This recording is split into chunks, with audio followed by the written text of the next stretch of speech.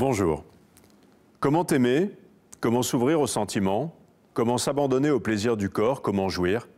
Lorsqu'adolescente de 15 ans, on a été déporté et on a survécu à l'abomination du camp d'extermination d'Auschwitz-Birkenau.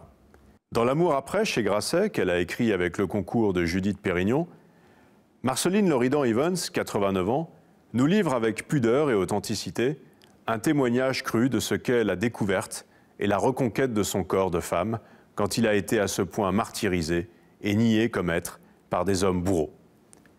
Enfouie en elle depuis tant d'années, cette volonté de partager cette expérience provient de l'ouverture inopinée d'une boîte à souvenirs retrouvée après avoir été égarée pendant tant d'années, comme inconsciemment. Dans cette valise, sommeillent des lettres intimes, des carnets, des promesses, des phrases, des mots. Des centaines de lettres d'amour de tous ceux qui l'ont approché, l'ont aimé, l'ont initié à toutes les formes de l'amour charnel, sentimental, psychologique. Parmi eux, Georges Perec, Edgar Morin, mais aussi un mari passé trop vite, Francis Loridan, puis son second époux de 30 ans son aîné, le documentariste hollandais Joris Ivens. À Paris, le quartier de Saint-Germain-des-Prés est toute sa vie et sera le théâtre de son initiation dans l'après-guerre.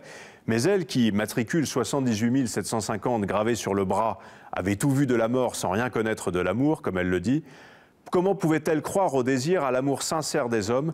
Comment pouvait-elle tolérer qu'on la touchât, qu'on la caressât, qu'on l'aimât? Alors Marceline s'imposera en femme libre, combattante. Elle épousera toutes les causes de son temps, communiste, féministe, partisane de l'Algérie française.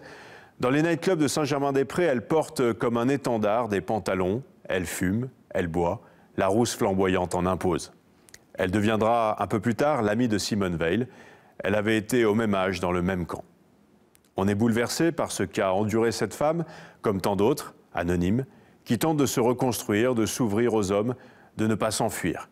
Elle en fera des malheureux, des hommes éconduits ou abandonnés, au petit jour après une nuit pleine de promesses. Au fond, Marceline, à l'époque, est cette femme qui tente de s'aimer elle-même, acceptant de montrer et d'offrir ce corps que l'histoire a voulu lacérer. Mais comme c'est difficile, depuis que son mari est décédé il y a presque 30 ans, jamais elle n'a accepté d'être nue de nouveau devant quiconque, à l'exception de son médecin.